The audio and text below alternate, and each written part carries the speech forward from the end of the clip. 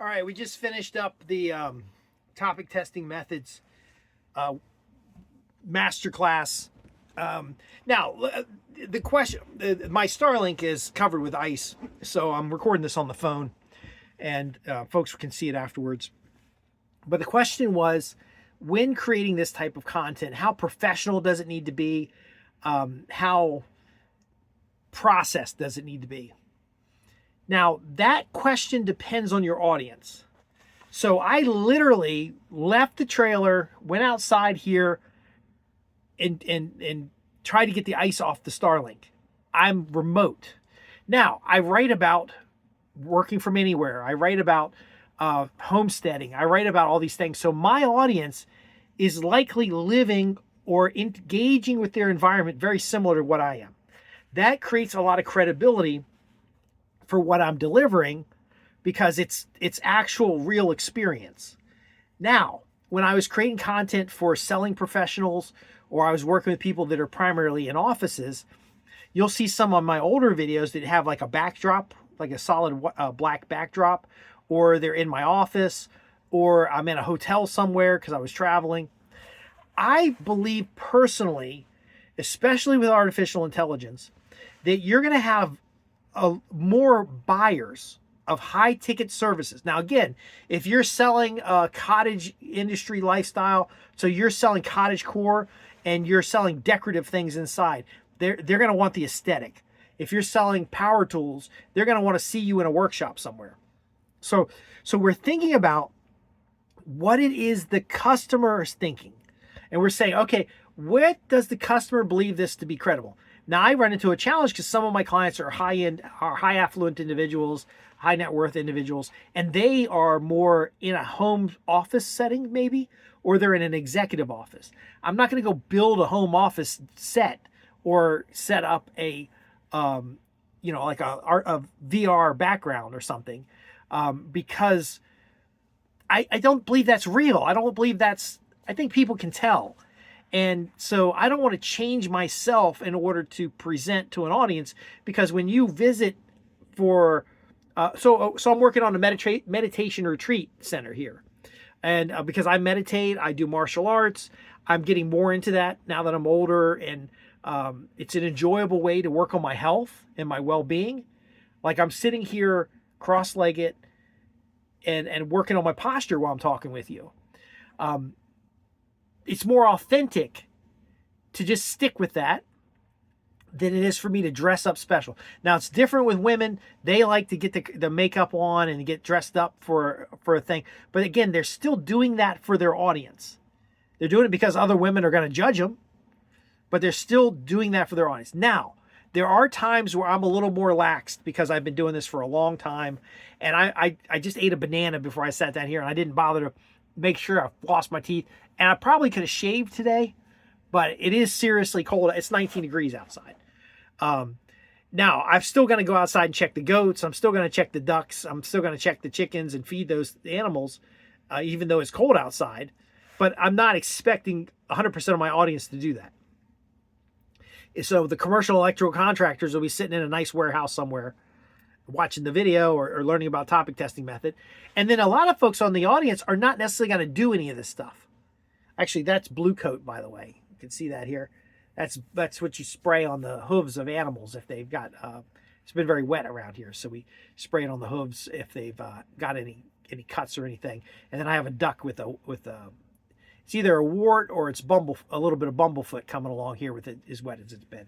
You'd think a duck wouldn't be bothered by wet weather, but long story short, what is appropriate for your audience? Okay, that's the most important thing. Your audience is the most important thing, because machines and algorithms don't buy your products and services, especially if you got a $500 service or more. They're looking to make a good decision, and so they're listening to you more. That's why we bias towards people who watch the majority of the video. We bias towards people who spend a lot of time on a page. We bias towards people who ask questions, and their questions are not short little questions. So when we do, like if we do an ask campaign or a prospect survey, we're looking for people that are, so if you have a standard deviation, you have a line down here, and you have the number of responses that are very short, typical responses will be mid-length, and then the number of responses that are very long. We're looking for folks that are more towards the long response. If it's too long, the person is just milking you. They're trying to pick your brain.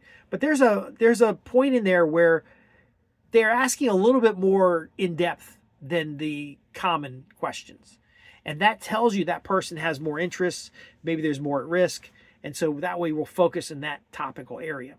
We also might take a long bit of content and chop it up into many pieces. And then each of those pieces might have different nuances. So a lot of the analytical thinking work is more in the brain than it is in the body. So I don't have to have a special, protective outfit for it. I don't need to wear a certain costume in order to do that. But if you do, then you want to dress accordingly and make sure that you're set. Like there's one of the machines we use for analytics is up here.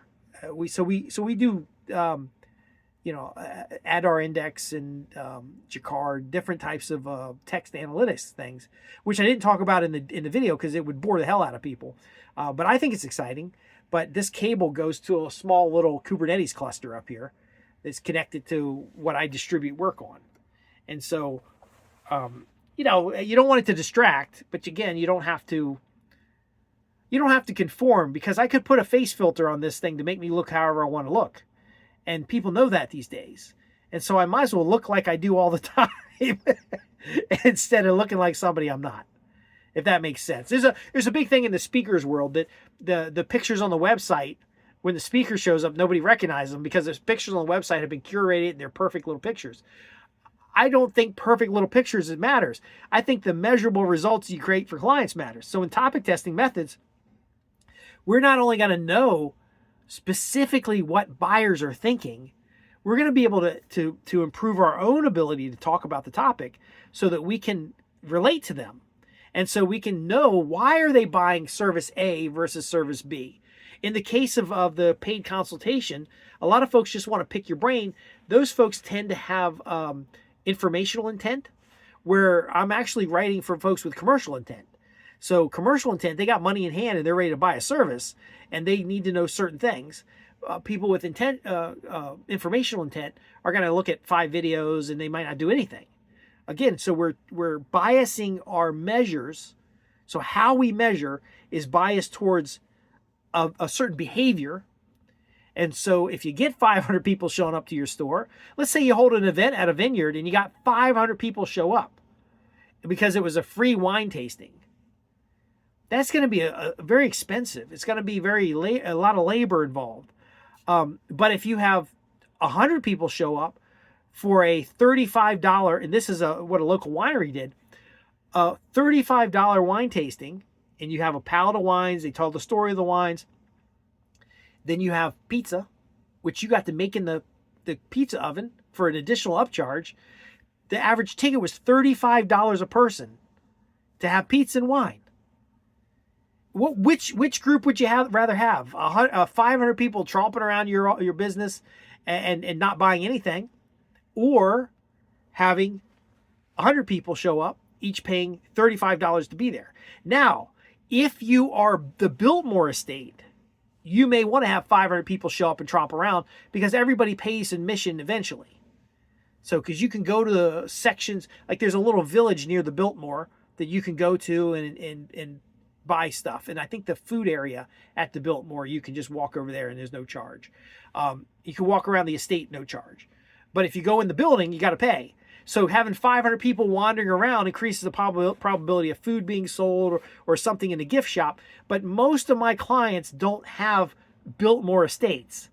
They have 5 to 15 acres, and they've got some homesteading classes. They might have a soap making class, and they're making, you'd be surprised how much some of them make, but they're making maybe $60,000 to $100,000 a year in profit.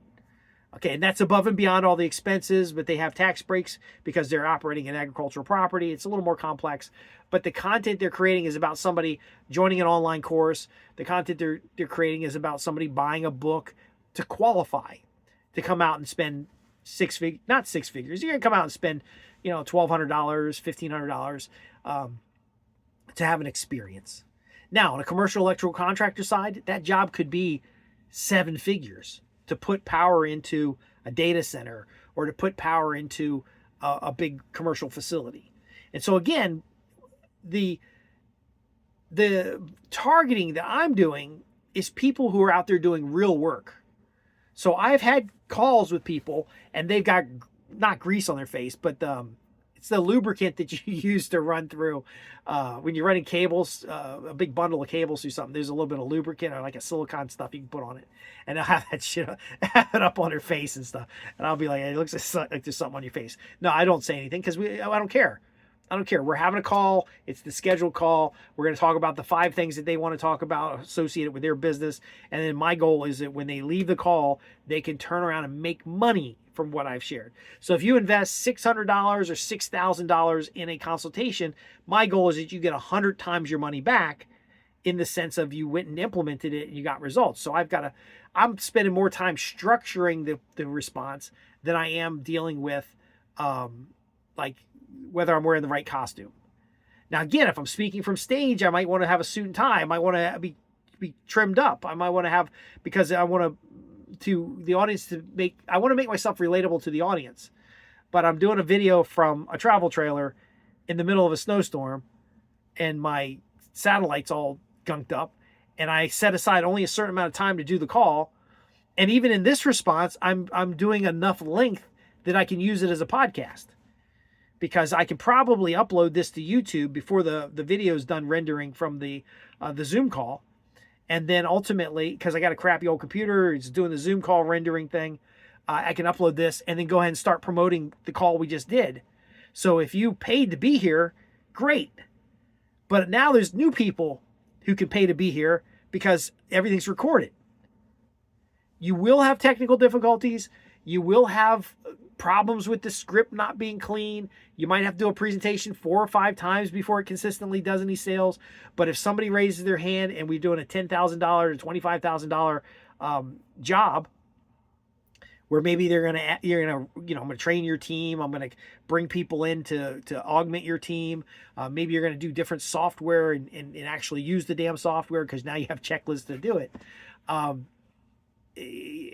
It's just extra steps for me to dress and change my outfit, right? Now again, this is the way technology works. Nobody's gonna knock me off being myself, if it makes sense. But as soon as I publish this video on YouTube, YouTube's going to transcribe the video. YouTube is going to use the video to build out analytic profiles of all the visitors. And then based on that, it's going to recommend a video or not recommend the video. It will be recommending all of my competitors' videos, some of which are maybe way more popular. But again, I care about the individual taking action, not the individual who's, eating dinner while they're watching a video. I watched Fallout last night while I was eating little chocolate eclairs in a bowl, and I was watching Fallout and enjoying. I could have had a glass of milk with it, and the storyline was good. I'm being entertained, but I'm not buying Fallout merchandise. I'm not even playing the video game. I just think it's a well-designed movie and the concept's interesting, and it's a lot of fun. But again, they already got paid. They got paid to produce the video, and then Amazon is getting subscription revenue. So they're in a different world. But if you are a subject matter expert or an entrepreneur with a service, if you're a destination ecotourism site, if you're a training facility that's going to teach for like regenerative agriculture or something like that, people are going to invest in coming on site. And then when they're on site, you can dress however you need to dress. Now, if you're doing like Savory Institute and you're tromping them through a field to show them 7 varieties of grass and the loam in the soil, they're all going to be dressed in coveralls anyway. Or they're going to be dressed in something they can get dirty. In the case of my meditation center here that I'm working on, and of course the meditation centers that I promote elsewhere, if it's a Zen Japanese style one, you show up on site and you dress accordingly. You wear comfortable clothes. You might be wearing a samu, or you may be wearing an overall robe or something like that. But in the case of this location, it's going to be just like when I go out in the woods and meditate. I might go sit on a log and get my my rise in position or whatever meditation I'm going to do, and I'm just going to meditate because I'm taking a break in the middle of the day from digging a garden or feeding goats or whatever I'm doing. Now, again, I'm at a different stage in my career. So the question really is do I need to dress up? Do I need a specific set? I'm telling you no, but it depends. And so we can test. And so I do remote on-site videos for the testing, but you'll see on my channel for ad briefings and other sites, nowadays I just dress out however I'm wearing clothes. Once the script is done, once my outlines are finished, I just do the video. Because again, we got all this technology. Now, as good as the technology is, my laptop is rendering. The Starlink is covered in snow. I do have a backup 5G connection here because we do talk about some of the stuff about recording on site. But it's so slow that while it's uploading, I can't record on the local machine. So I'm Justin Hitt from Ad Briefing's Copywriting Tips. If you want to watch, and again, see, I'm answering the question, and then I'm using it. I'm setting up the usage. So if you want to watch the topic testing video I was talking about called Optimize Your Business Profits with Topic Testing Methods, again, it's about business profits. It's about communicating. And you're not going to be there in your underwear because it's not OnlyFans. But you can show up how your audience expects you to show up, how buyers in that audience expect you to show up. Then comment in the description below, show up. Okay, because you got to show up. If you comment below and show up, I'll send you a link where you can watch the video. And for those I'm answering, because evidently the texting still comes through. So if you go down in the chat and you're not going to get to go down in the chat because this isn't live. But when they go down in the chat, I'll be able to answer more questions. So in the comments, like and subscribe. I'm Justin Hitt, not Prosperity Homestead. Oh, I've been talking for 90 minutes. Ad Briefing's Copywriting Tips. That's www.adbriefing.co.uk. But it's just easier to go down in the description, click a link.